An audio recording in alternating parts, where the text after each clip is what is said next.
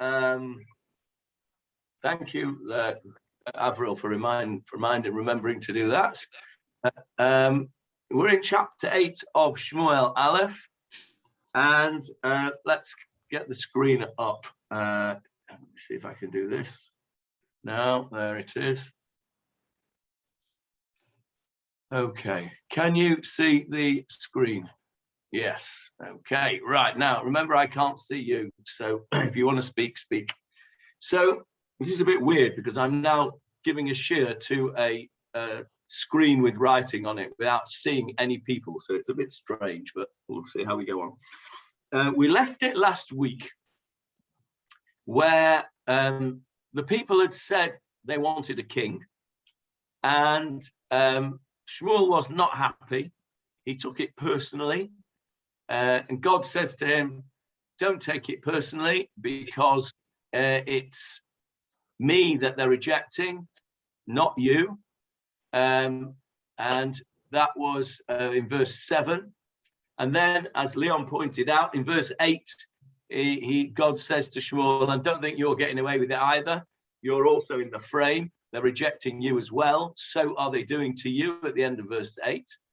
But nevertheless, Hashem says to Shmuel, go and tell them, listen to their voice, but you have to warn them and tell them what's going to happen when they have a king. And like Leon, if you could please read for us verse 9 very carefully, as you always do. And now heed their voice, but be sure to warn them and tell them about the protocol of the king who will reign over them. Okay, now I want you to go back. I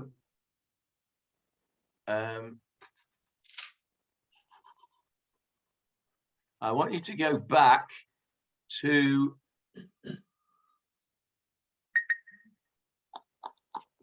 verse 6. No, verse 5, Leon. Verses 5 and 6, please.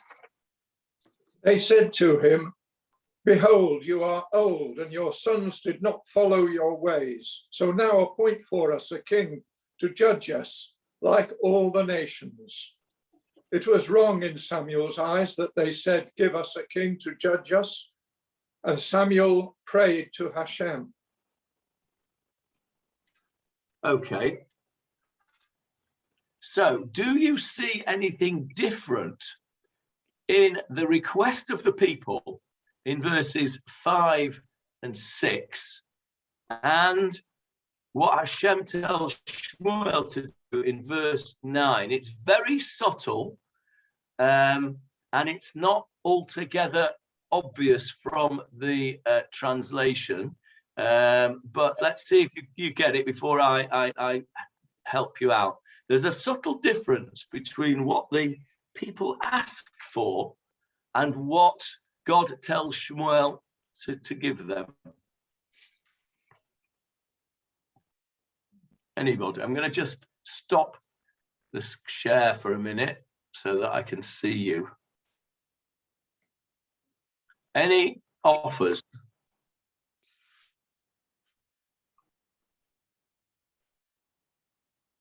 Yes, Warren. You're muted, Warren.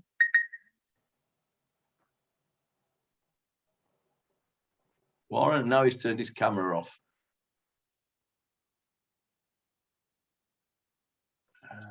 Johnny, can you just repeat the question for me, please? Okay, the question is, I'll put the screen back on so you can see the words.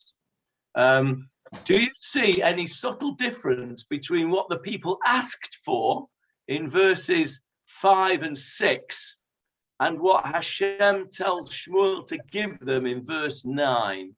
They're on the screen now. It's the manner of the king, not just the king. Say that again, Warren. The manner of the king, not just the manner of the king. Yes. What do you mean exactly? Well, it might not be the type of king that they have in other nations, because we're not meant to be like other nations. So the manner of the king would be maybe a different version of what they expect from a king. Right. Okay. Okay. I think the issue of the other nations there is very important, and I think you're on the right track there, Warren. Anyone else? Is it the fact that they're implying that in the first verses 5 and 6, they're implying that they want Samuel's place to be taken, judge, not only to be a king, but also to be a judge as well. So that they're casting Samuel aside. And verse 9 says, Verse 9, it's just the king. They're not implying that Samuel should be that Samuel's place should be taken. okay, I think that's also on the right lines. I see Anyone the else? difference is reigning and judging. Those are the two main differences. Give us a king to reign over us to judge us like all the nations. And then in verse 9, and the manner of the king who will reign over them. Okay, right.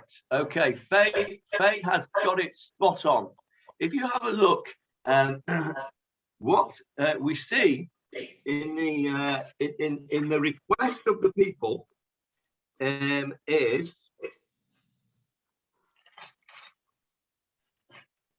I'm going to say in the Hebrew now because it's easier to see in the Hebrew. You're old, your children are no good. Ata simu lanu melech. Sima lanu. Place for you, place. Sima, lasim is to place. Lanu. What does lanu mean? Thank you. What does lanu mean? For us. To us. For us. For us or to For us? us. It doesn't make sense to us in this context, so it must be for us. Place for us.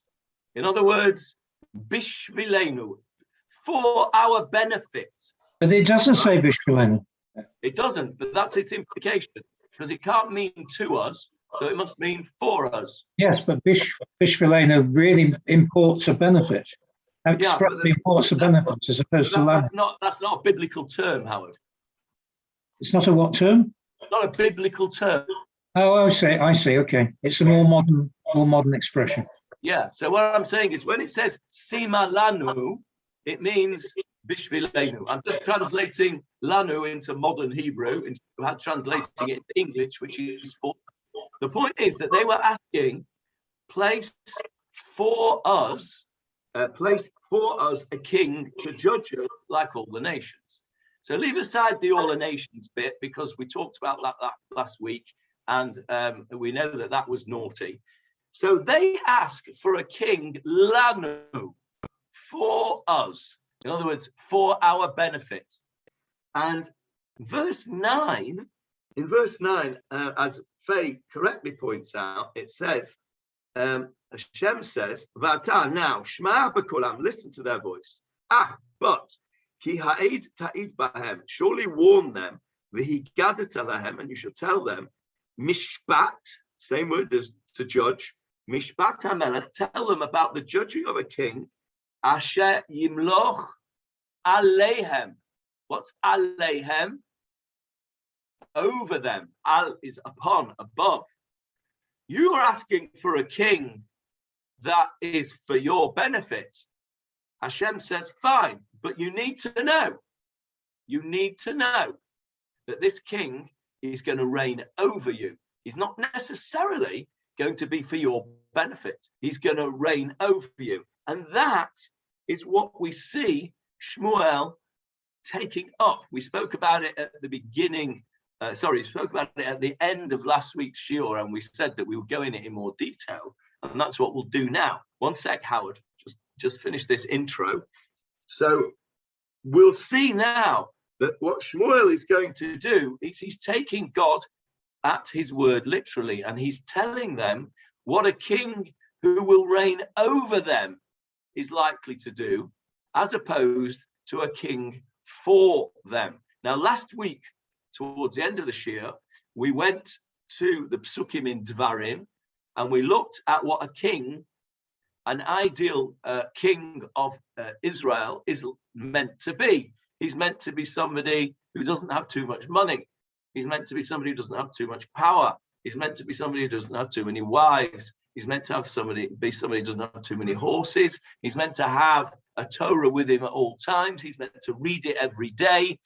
And clearly, he is meant to be a humble servant of the king, of the people. He is a public servant as opposed to a tyrant. If you read the Dvarim, the Psukim in Dvarim, where we read it last week, you can see very clearly the kind of king that Hashem asks us to make. Here, as we see, Shmuel's description of the king that you're likely to get is very, very different. And he's warning the people. And in some ways, what he's trying to do, and he has a vested interest, because as I think Leon said, the consequence of having a king is that Shmuel is cast aside. So he has a vested interest in this, although he's old.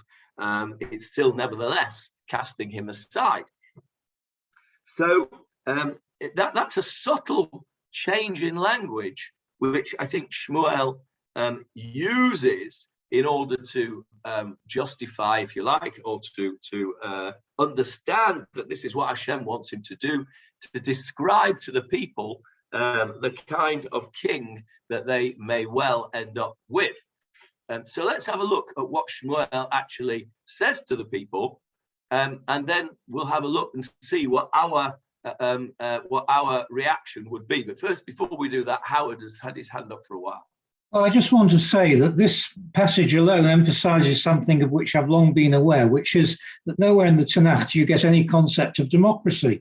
We had to leave demos to the Greeks to conceive of this. And what Hashem is saying here is be careful what you wish for, because you might just get it. That's exactly what Hashem is saying. Be careful what you wish for. That is bidyuk, the concept here. God is saying, okay, you can have a king, but I'm warning you, this is what it might be like. So yeah, be careful what you wish for. Now, in terms of democracy, the people don't ask for a democratically elected leader. There's no concept of it. There is no concept of democracy in the Torah. You are absolutely right. Democracy is not a Torah concept. The Torah concept is, and in fact, I mean, we've had this discussion before, you and I, Howard, and that is that probably the most successful type of society is a benign dictatorship, as opposed to a malign dictatorship, but a benign dictatorship where you have a ruler who rules for the people instead of over the people, is probably the most successful society that there is. Howard, you're making faces at me. Have you got an example? Because even in Singapore, you're not allowed to have chewing gum. If you go and speak to the people in Cuba, they will tell you that their beloved Castro gave them a wonderful society, and indeed he did in certain ways. So beauty is in the eye of the beholder, Howard. And I've been to Cuba, Johnny, and I know that's not true. I didn't say that we'll ask Howard his view on what Cuba's like. I said go and ask the Cubans, because the vast majority of Cubans were very satisfied with their life under Fidel Castro. No, you're shaking your head. We'll have another discussion about it another time. But anyway, you're right in the concept that the democracy is not a Torah concept.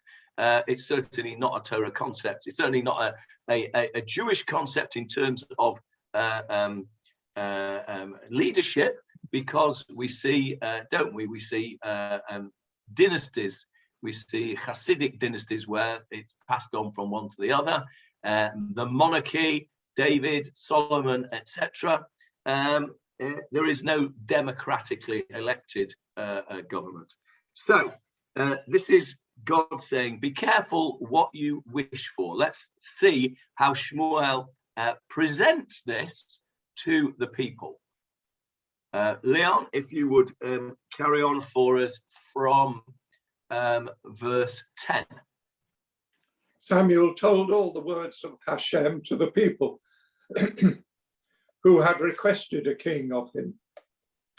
He said, "This is the protocol of the king who will reign over you. He will take away your son." Stop there for a sec, Leon. It says right from the beginning, Ze yeh mishpat hamelech asher yimloch aleichem. He is going to reign over you. So right at the beginning, he says, get it out of your heads that this is Sima Lanu. Get it out of your heads that this king is for your benefit. He is going to reign over you. He is going to be over you, not for you. Carry on. He will take away your sons and place them in his chariots and cavalry, and they will run before his chariot. He will appoint for himself. Let's just stop there a sec. We spoke about this briefly last week. I remember Jeffrey's in England now, so I don't think he's going to join us today. But he said, I asked last week, what does this mean? They will run before these chariots. And he immediately said, cannon fodder, because that's what it is. Those that run before the chariots are cannon fodder. So he's telling them straight away, you're going to get your children, your sons are going to be conscripted to the army. And not only that, they're going to be cannon fodder. Pretty negative. Verse 12. He will appoint for himself captains of thousands and captains of 50 to plough his furrow and to reap his harvest, and to produce his implements of battle and the furnishings of his chariot. Let's stop there for a second. Now, first of all, you might think that being a commander of 1,000 or a commander of 50 is quite a big glick, really. It's quite a big yichus. Well, that's not a negative thing. But then it says, well, they're not all going to be commanders, because you can't have an army full of commanders and no soldiers and no, all chiefs and no Indians. Don't work. By the way, we've got the opposite in our shul. We've got all Indians and no chiefs. You know how many candidates we've had so far for the elections? A very nice round number. None. Correct. 0. So lots of people have said that, oh yeah, don't worry, I'll help. I'll do whatever you need me to do, I'll help. But I don't want to be on the van. Yeah, we've got lots of Indians and no chiefs. But here, what we're talking about is chiefs. You're a hard chief to follow, Johnny. Thank you very much, Johnny. You set an example, I'm afraid. Flattery will get you everywhere. So here, the Shmuel is saying, yeah, there'll be some commanders, but there's also going to be people ploughing and reaping and making weapons. It's not going to be all glory. Don't think that okay, I don't mind being conscripted because I'm going to be a commander. But what about all the foot soldiers, the cannon fodder, the ploughers and the harvesters and the weapon makers? Verse 13, not only are your sons going to be taken, but he will take your daughters to be perfumers, cooks, and bakers. Let's stop there, Leon, a sec. Let's stop there. By the way, that's the source that many of the more conservative, orthodox, Haredi, whatever you want to call a particular group, view that women should not join the army. And they cite this pasuk because they say it's very clear from Shmuel that the way it should be done is that the sons go into the army and the women become perfumers, bakers, and cooks. And although that is not very 21st century, that is what is these psukim are cited because, of course, they are Tanakh, and therefore they have holiness and value. They are cited. Shmuel doesn't say he agrees with that. Shmuel's saying the king is going to do that. Okay, but I mean, this is Shmuel speaking in God's name. Yeah, he's warning them that's what a king will do. It doesn't say that's the right thing to do. Okay, so yeah, you're right. But I mean, it's if he was really going to put them off, he'd say, and you know what, your daughters are going to be cannon fodder as well. So they use it. I'm not suggesting they're right to use this possible. I'm just pointing out that those who are opposed to women in the army use this as a support for their argument. That's I'm not saying that I necessarily agree with it or don't agree with it, but it's irrelevant what I think. Okay, so that's verse 13. So he's going to take your sons and he's going to make them into cannon fodder. He's going to take your daughters and they're going to be basically seconded to the king's service, really. And then not only is he going to take your sons and daughters, but verse 14, he will confiscate your best fields, vineyards, and olive trees and present them to his servants. Let's stop there. Now, it may be that somebody might enjoy having their field taken by the king, because, you know, you could get one of them royal crests that says by appointment to, you know, His Majesty King Saul. And you could, you know, be a big knacker because he's got your field. But that's not what Shmuel's saying. If you look carefully, what he's saying is he's going to take the best of your fields and the best of your vineyards. Let me just get the plus up again. There we go. Ve'et sdotechem ve'et karmechem v'zeitechem hatovim, the best ones, yikach, he'll take it. And noch, he's going to give it to his slaves. Your best gear, your best stuff is going to be given to his slaves. So, I mean, it's a real put down if you think about it. If he just said he was going to take your property, you say, okay, well, I understand, you know, kings have to raise taxes, armies have to be paid for, roads have to be paved, you know, bins have to be emptied, etc. But, you know, this is a bit of a kick in the teeth to say he's going to take the best of your produce, not your leftover stuff, the best of your stuff, and he's going to give it to his slaves. So his slaves are going to live off the fat of the land, off your land. Yes, Nachum says in chat there, they want to be like every other nation. So yes, you're right, Nachum. And this is what I think it was Howard said, be careful what you wish for, because Shmuel is being very explicit as to what he thinks is going to happen. So it's a pretty dire picture. Let's carry on. He's not finished yet. Verse 15. He will take 1/10 of your grain and vines and present them to his officers and servants. Same idea as we've just said. Carry on. He will take your servants and maidservants and your best young men and your donkeys and press them into his service. Yeah, so again, you can see this is pretty indiscriminate. The king, excuse me, the king will have the ability, permission, reshut, to come and take whatever he wants and press it into his service. There'll be no right of appeal here. This is what Shmuel is saying. This is what's going to happen. Carry on. He will take 1/10 of your sheep, and you will be his slaves. On that day you will cry out because of your king whom you have chosen for yourselves, but Hashem will not answer you on that day. Right, let's stop there because we need to look at these sukkim very carefully.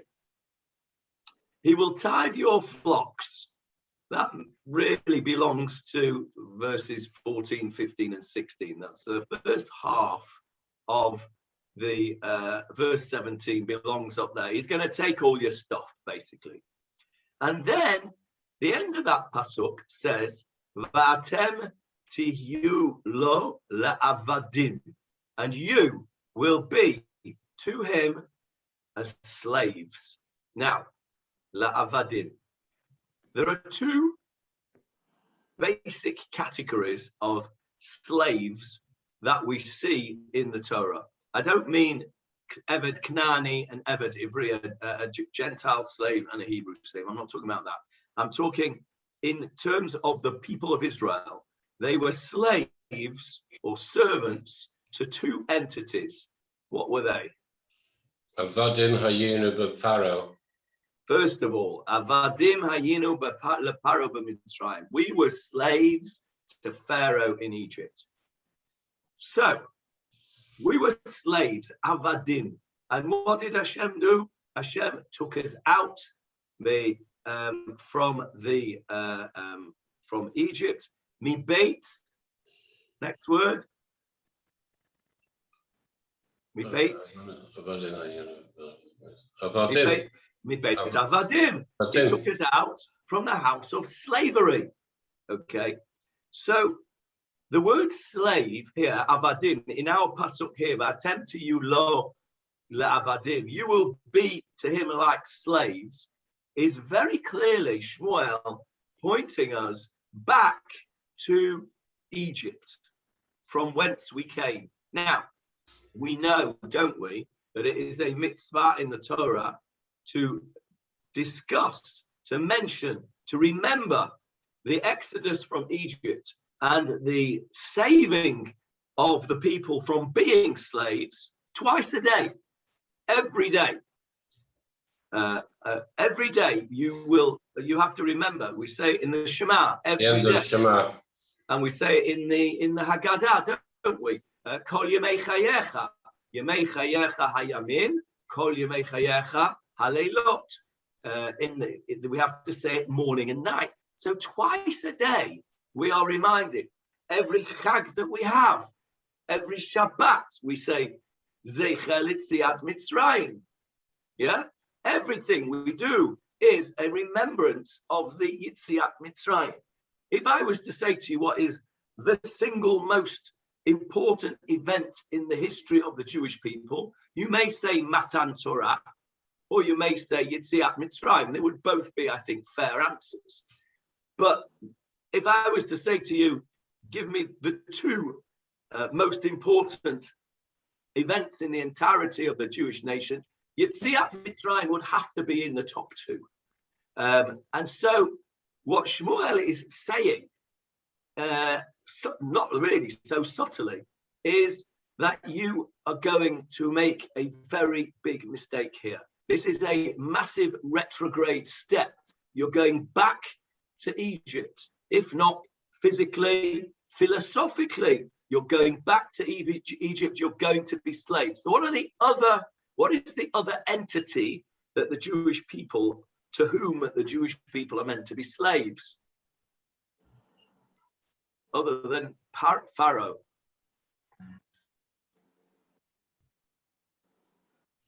Anyone? Hashem. Hashem. That's right. We're meant to be servants of Hashem. What was Moshe Rabbeinu called? Eved Hashem, servant of God. That is the greatest accolade that a person can be given, is that he is an Eved Hashem. He's an Oved Hashem, somebody who serves Hashem. So this is also another warning to the people. Shmuel is saying that you are going to be slaves to this king. You're going to be slaves to this king like you were slaves to a previous king, Pharaoh. And you're going to be slaves to this king in a way that you shouldn't be, because you're meant to be slave to God, or your servants to God. Let's use that word. Now, let's go and read the next pasuk, verse 18. But the people, 18, sorry. On that day you will cry out because of your king whom you have chosen for yourselves, but Hashem will not answer you on that day. So what is this pasuk saying? You will cry out on that day because of your king. What happened when the people were released from Egypt? What did Hashem say? He says, I've heard the cries of the people. He says to Moshe at the burning bush, he says, I've heard the cries of the people.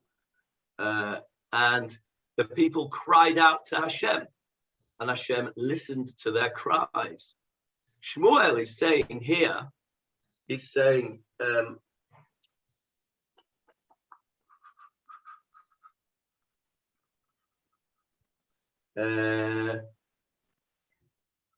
what verse are we on? 18. Oh, 18. Thank you. Yes, Uzakati Beyamahu. You will cry out on that day, Milifnei Malkachem, from in front of your king. And he bangs it home. He just doesn't say because you'll cry out because of the king. It's your king. And then he bangs it home again. Asher bechartem lachem, which you have chosen for yourself. So he's really stressing it. It's your own fault. This is what you asked for. You will cry out before this king. So you'll say, okay, so we'll cry out. We cried out before. We cried out. We'll cry out again. But look what will happen. V'lo yaneh Hashem etchem bayom hahu. Hashem will not answer you on that day. He's telling them, don't think that you can take a chance. And you know what? If it goes badly wrong and it does turn out to be a Rasha, this king, we'll cry out to Hashem like we've always done, and he'll sort it out for us. No, Shmuel is saying very clearly, Hashem will not answer you. How? I mean, that's really powerful that Shmuel is saying, and correct me if I'm wrong, but I don't see anywhere in Shmuel's conversation with God that God said he wouldn't listen to them if they cried out. Anybody see Hashem telling Shmuel that? Shmuel seems to have taken this upon himself to say that God will not listen to their cries. That's a very, very powerful statement of Shmuel. Anybody got any feelings about that? Any comments about that?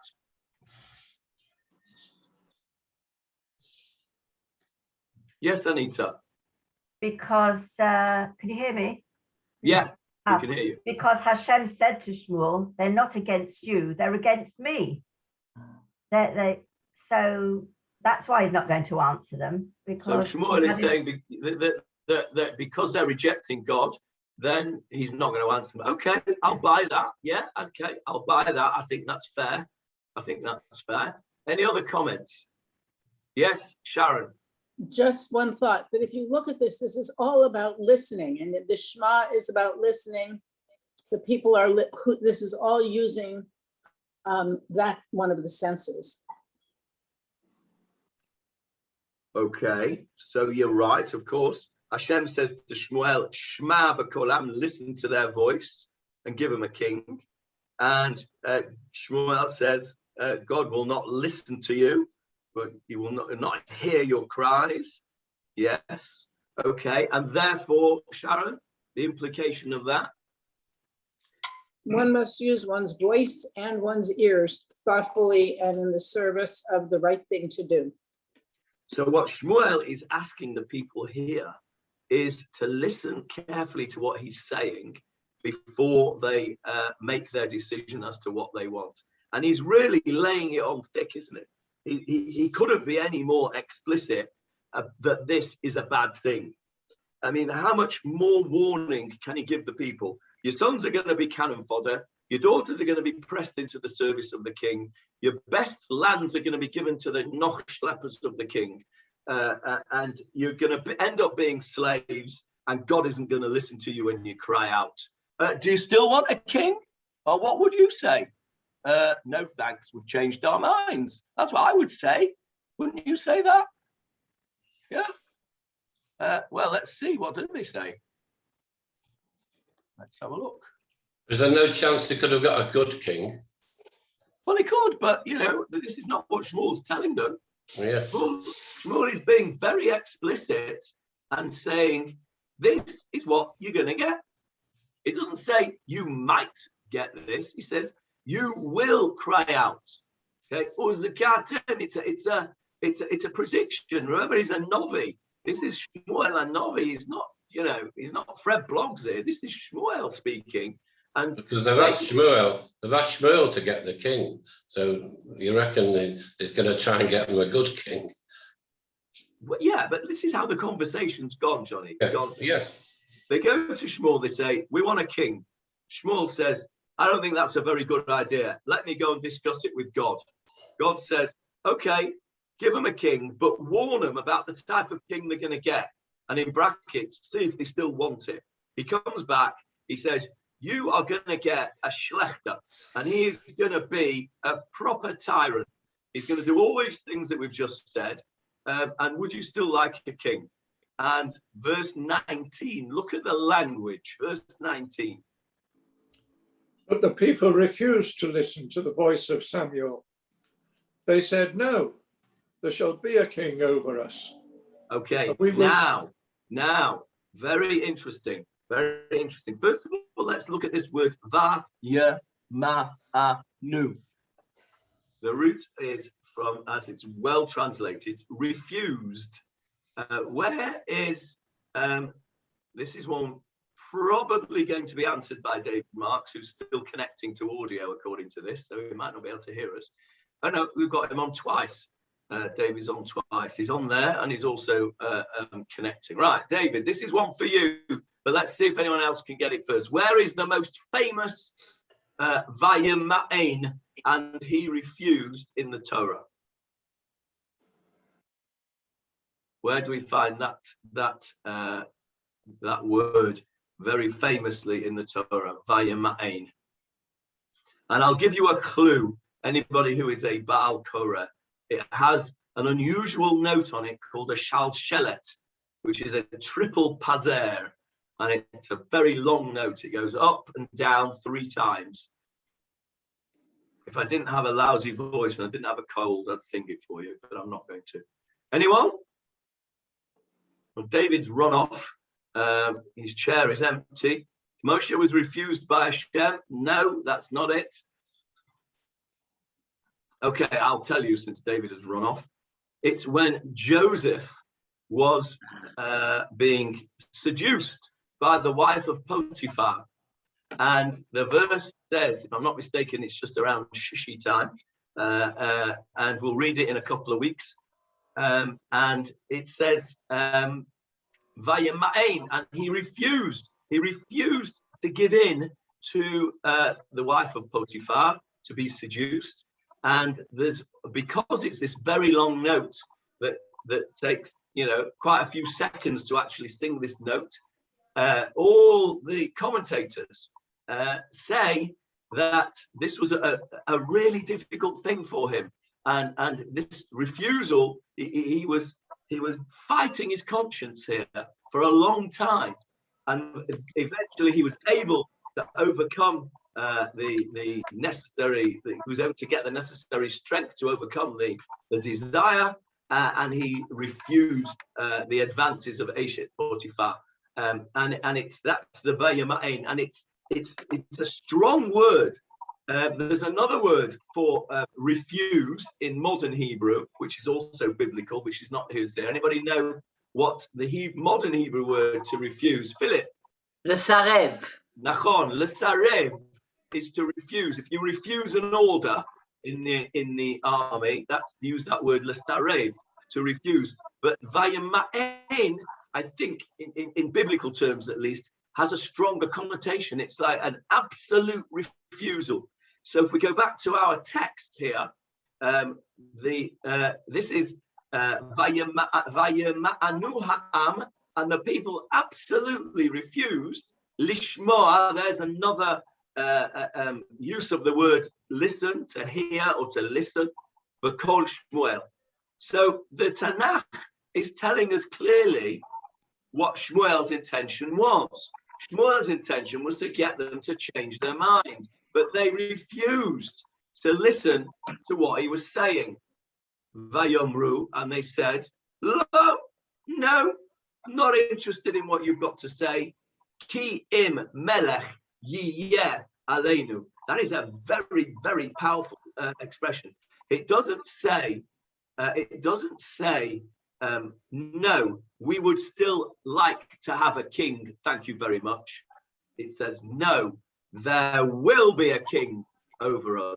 Now, so there's 2 things in that. Number 1, it's the people have spoken very, very firmly. Now, you could argue, Howard, that is a form of democracy. The people have spoken. And despite the fact that both Shmuel and the Almighty himself do not want this to happen, you could argue that the voice of the people must be heard. And therefore, this is democracy at work. I don't know, what do you think, Howard?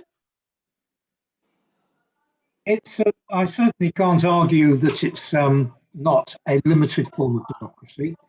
But there's no concept of voting, the majority choosing a leader.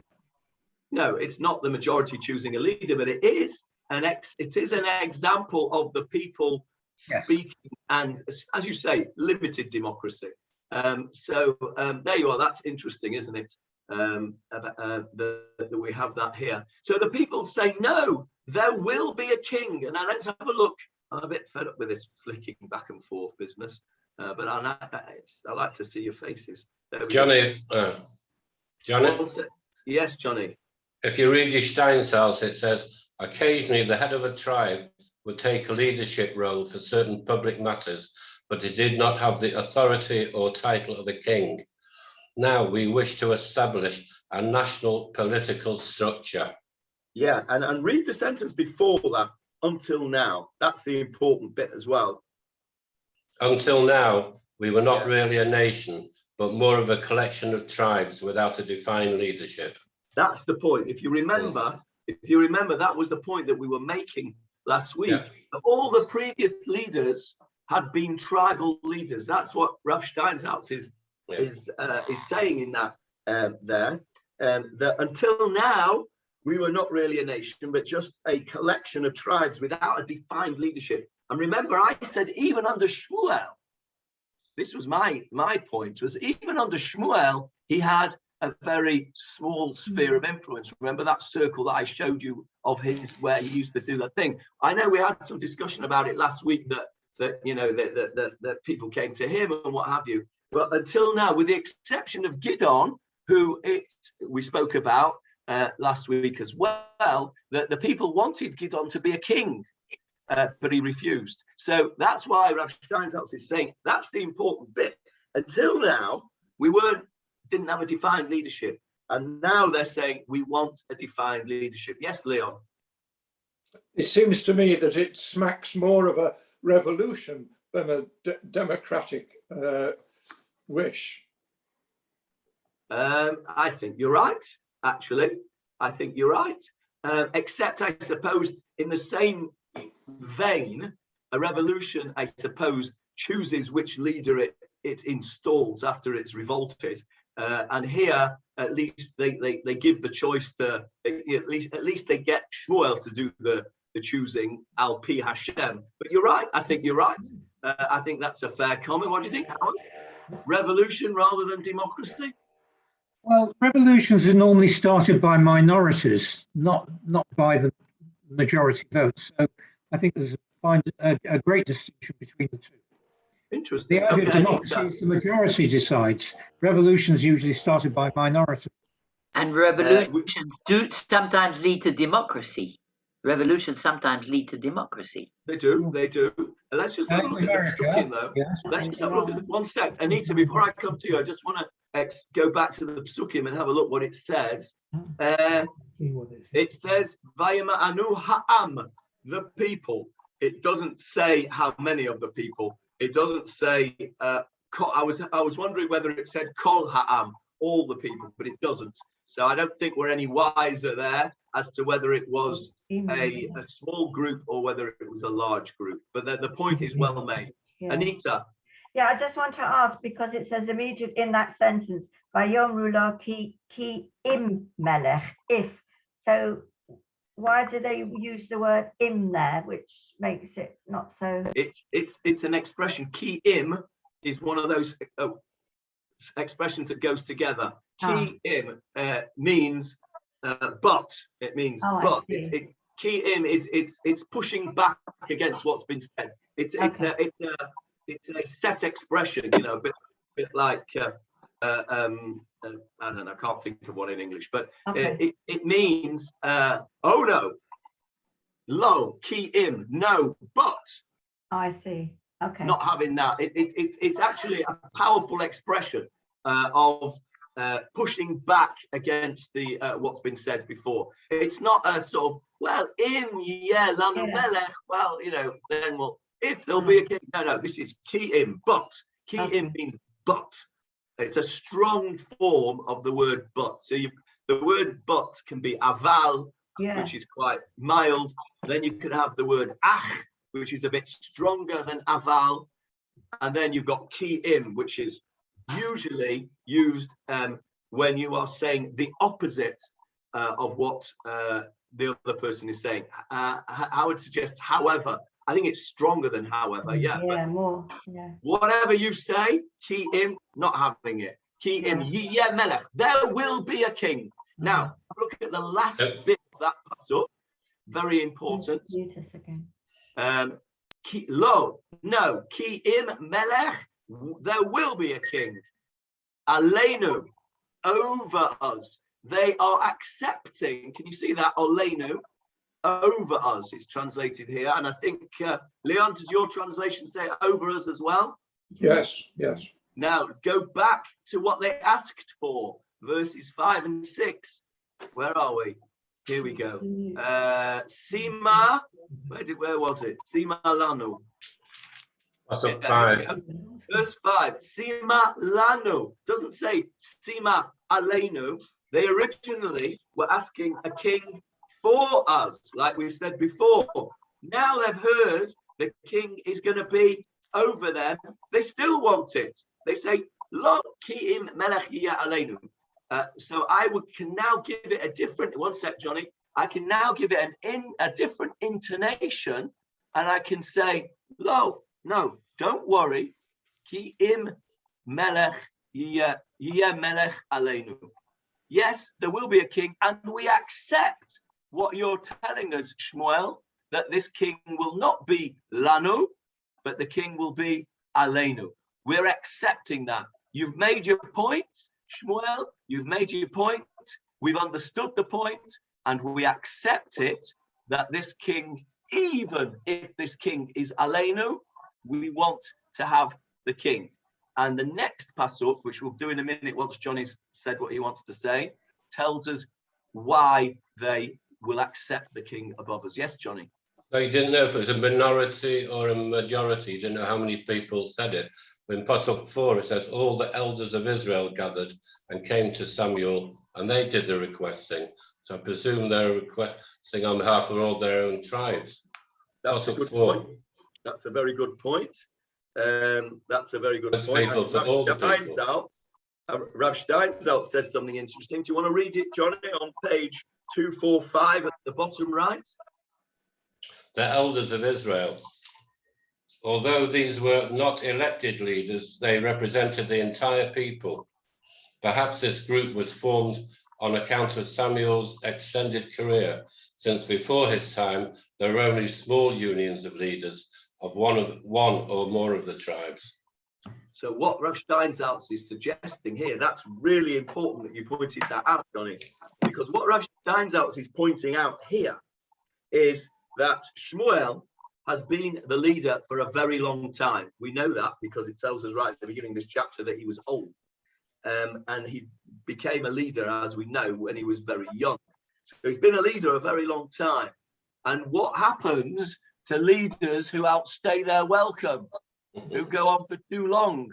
We don't really need a lesson in that, do we? What happens is that groups groups of senior politicians form and plot his downfall. They plot to replace him with somebody or something else. Ein chadash tachat hashemesh. There is nothing new under the sun. This is exactly what Rav Steinsaltz is pointing out here. All the elders of Israel, and as Johnny has pointed out, the verse actually says, all the elders. What's the Hebrew? Kol ziknei Israel. All the elders of Israel. So what's happened is Shmuel's there being the leader for 1,000,000 years, and after a long time they get fed up with this, and they form the leaders union, and they get together and they work out a way of removing the leader who has outstayed his welcome. Ein chadash tachat hashemesh. There is nothing new under the sun, and that is clearly what has happened. And Rav Steinsaltz does what he says, and that's a really important thing. I'm going to read it again because I think it's really clear. He says, although these were not elected leaders, They represented the entire people, and perhaps this group was formed on account of Samuel's extended career. So there we go. That's really interesting. Thank you for that, Johnny. Let's go back to where we were up to. Leon, I think I just muted you by mistake. Sorry.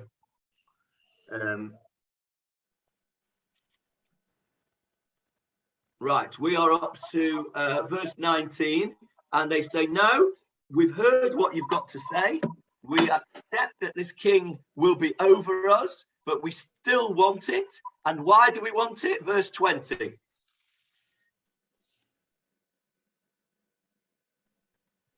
Leon? Muted. You're muted, Leon.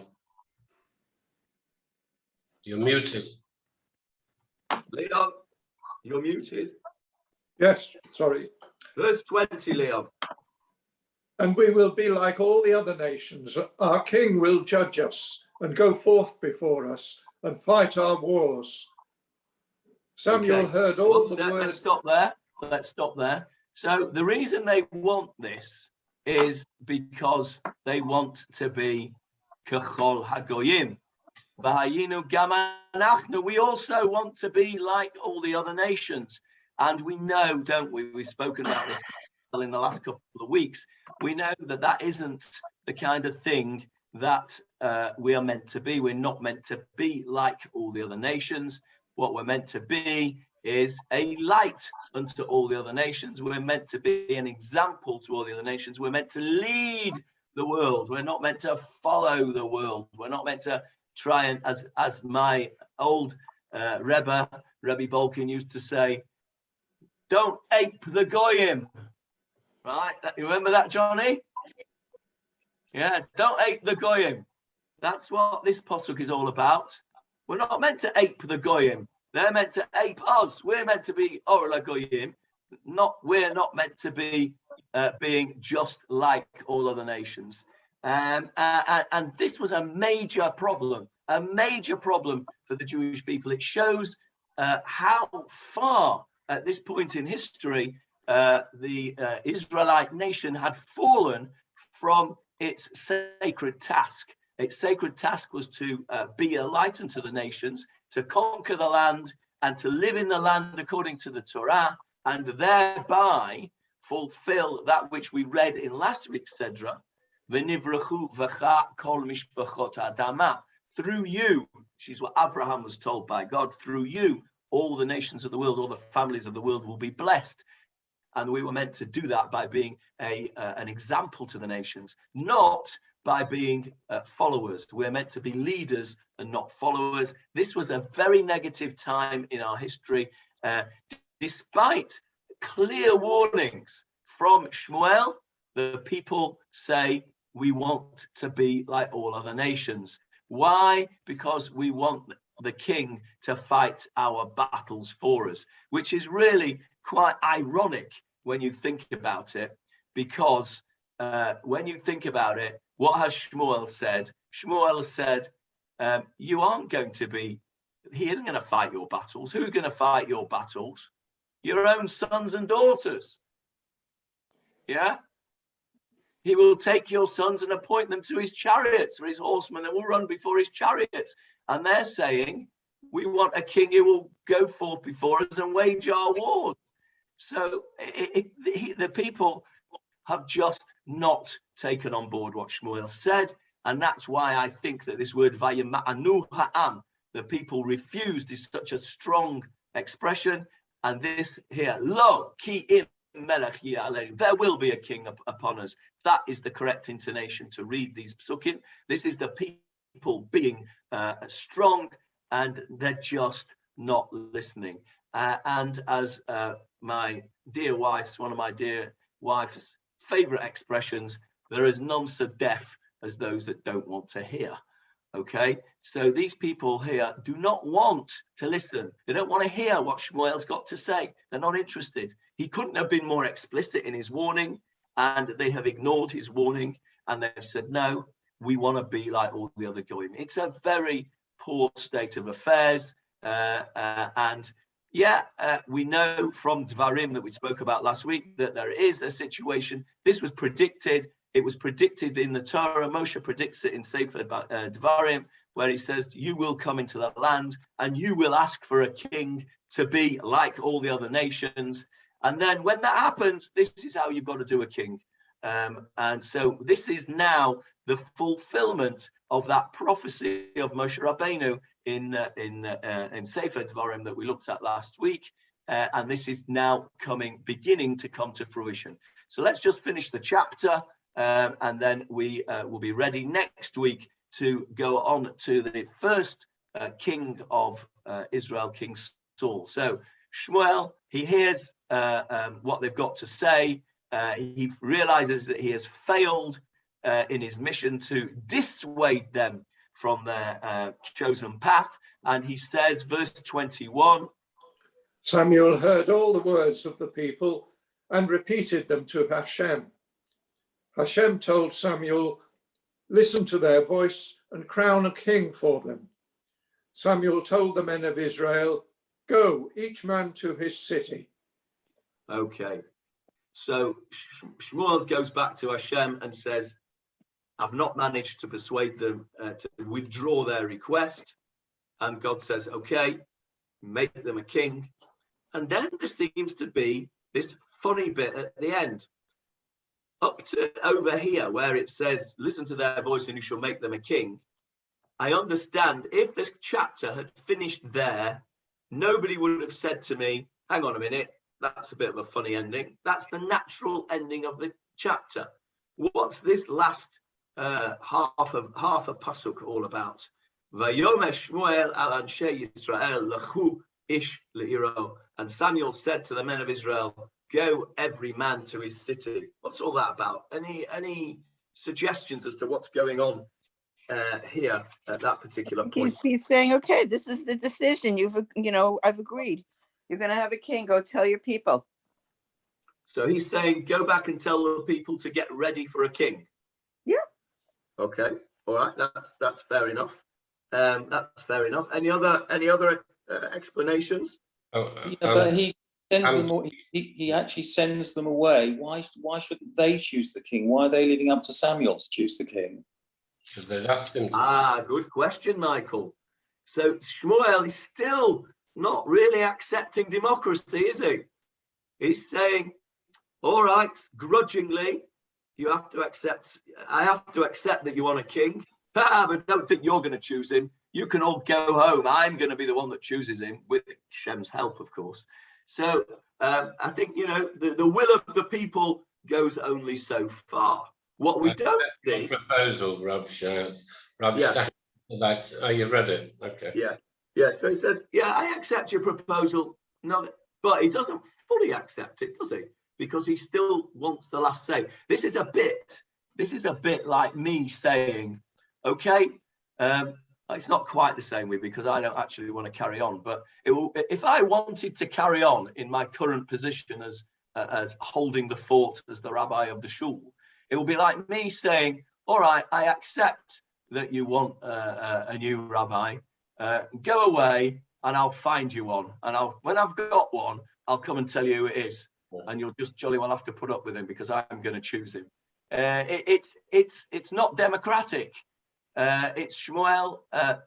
Maybe on the one hand, you could say it's Shmuel hanging on to power. On the other hand, you could argue a different way. And you could say this is Shmuel knowing that they have made a big mistake and damage limitation for them with the help of God. He's saying, in effect, all right, you're making a big mistake, but if you've got to do it, at least I can mitigate it by choosing the right person. You could choose a right no good. So at least leave it to me and God to choose the king. So you could argue it both ways for Shmuel, either as positive or negative. But I think the emotions that are going on here, the tension between the people and Shmuel, and the tension between Shmuel and Hashem is very palpable in this chapter. I think it's a very poignant chapter. It's a chapter which represents a massive turning point in the history of Klal Yisrael. And I think it's ended beautifully with Shmuel saying, okay, you win, off you go, we'll move on and we'll find a king. I'll call you when we're not ready for the next exciting episode of our history with the king. And that is where we're going to end it there. In all fairness, they went to Shmuel and said, find us a king. Yeah. They didn't say we want to say in who it's going to be. They just said, find us a king. We want a king, like all the other nations. Yeah, fair. Can't argue with that, Faye. Any other comments before we close?